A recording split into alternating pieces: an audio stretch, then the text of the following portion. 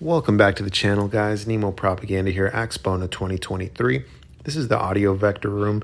Now, I walked in and I saw these speakers. I've had my eye on them for a while. I got to meet the distributor. He seemed like a cool guy, and I'll try to get my hands on one of the smaller models. Now, I'm not going to cover what I see in equipment racks too much, and do keep in mind some of these videos are going to be a little bit hazy because these rooms are dark, and there's only so much you could do with an iPhone. Here we got some small Bel Canto equipment. I've never heard it, but it looks great.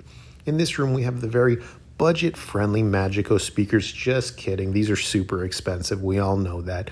Magico uses billet aluminum enclosures that are not cheap to manufacture. This equipment rack is beautiful, but I have no idea what the hell is in there, but I'm sure it sounds great. Back to the Magico speakers. One of the things I love about this particular finish is that carbon fiber side. It looks absolutely stunning in person. And oh my God, what do we have here? Some muffins I stole from Jay-Z Agi's room. I got to see his speakers, the Typhon paired with Thomas & Stereo's Galleon TS120 Special Edition amplifier. Guys, this pairing sounded fantastic. It was powerful, it was confident, it was clear.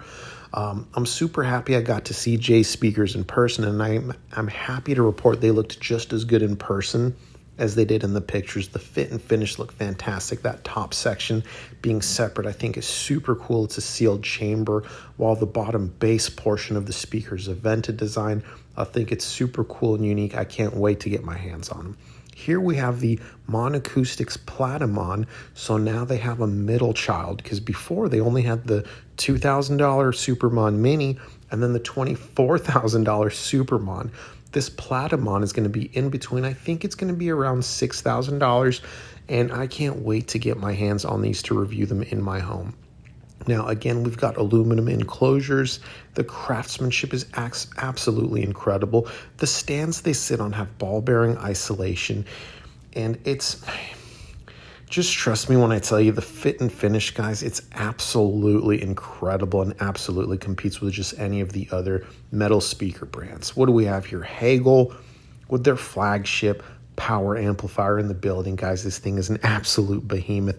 I had to stop by and check out the Hagel room. These guys are super cool and their gear is fantastic. Here we got Martin Logan. No stranger to audio. They got a new speaker. I think it's the new XT range or something like that. Sorry guys, looked at a ton of stuff today, but these speakers were loud, they were powerful, they were confident. I definitely understand why people love Martin Logan. They had a ton of air and sounded fantastic. What do we have here? Oh, this one, Wilson Benesh. This is a speaker I've had my eye on for a long time. I've never heard them personally up until today, but they are just stunningly beautiful to look at. They've got some unique isobaric designs and just look great. Here we got the Perliston bookshelf speaker paired with their subwoofers on either side. This is a brand I've wanted to check out, and Perliston is willing to send me a review sample, but the subwoofers are just too big and too heavy for me to check out at this time. But guys, they sound absolutely incredible. Here we have Q Acoustics. I got to meet the distributor for the US. Again, another super cool guy. And this speaker, guys, the fit and finish was so nice. I love the contrasting colors.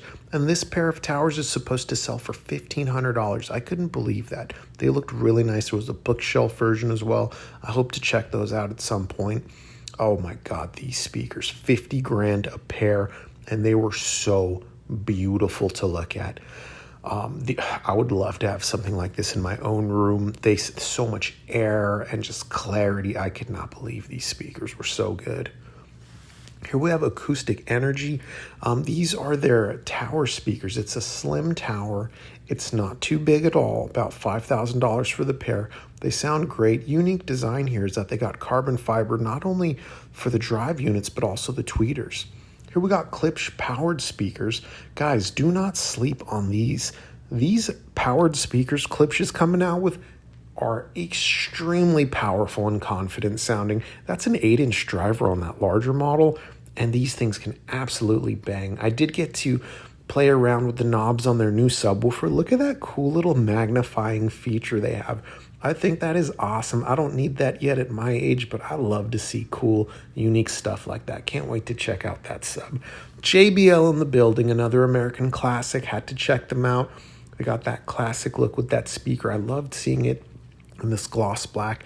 I also bumped into the guys from Audio Advice in this room, and they told me they saw my Hecko review and they loved it. So that was super cool. I got to chat with them and hopefully build another relationship. Oh my goodness, guys. Geshelli Labs is coming out with a stereo amplifier, integrated amplifier. Look at that casework. That's an upgraded option. That's hand carved. Those peaks and valleys, they're absolutely beautiful. This was the most unique product I saw at the show. It was stunningly beautiful.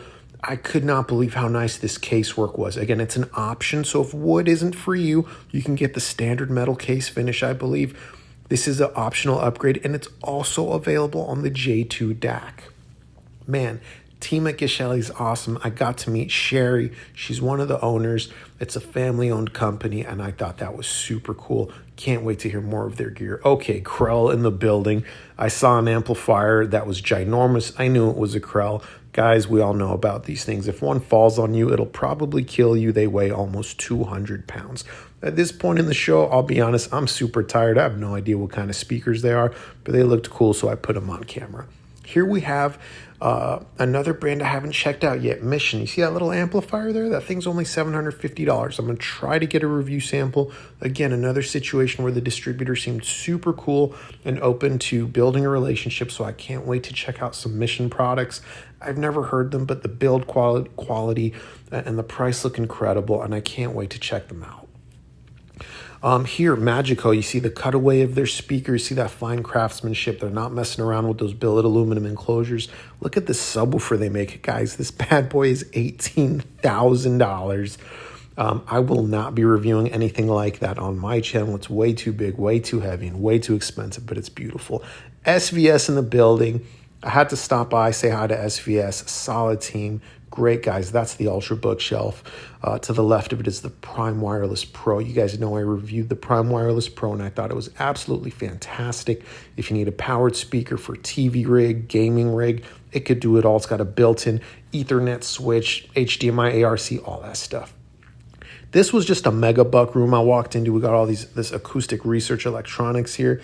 I don't know how many hundreds of thousands of dollars I'm looking at, but the stuff looked super cool. The speakers look like they weigh 500 pounds. I don't even know who makes those. They're not the best looking, but they were huge. MyTech, haven't seen this brand reviewed in a while, but I heard they make great stuff. I have no idea what I'm looking at, but here we have a very budget-oriented room. Just kidding. MBL, the brand that screams, I make more money than you. Look at these monoblock power amplifiers. The pair is over $120,000. I couldn't believe how big and beautiful these were. Didn't really get to hear them, but I wasn't too interested in that either, given the price. Yamaha, another classic brand. Had to stop by and check them out. At this point at the show, though, guys, it's about the end of the day. I'm super fatigued. I'm not even paying attention to what I'm filming, but it's Yamaha. They make great integrated amplifiers. The stuff looks good, and they've got something at every price point. At this point, I really have no idea what I'm looking at. I just stumbled into this room because I saw some square-looking tube kind of power amplifier thingies, and I have no idea what this is. Enjoy.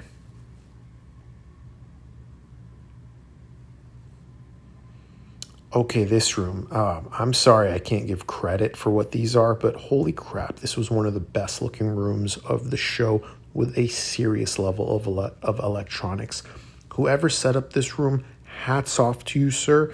You take setup very seriously. This was a very, very beautiful room with some very serious electronics. DVLA, I was very happy to see this brand. Look at that sound bar. That thing looks so cool. I'm not a sound bar customer myself, but if I was, that's the one I would get. Stay tuned for day 2 tomorrow.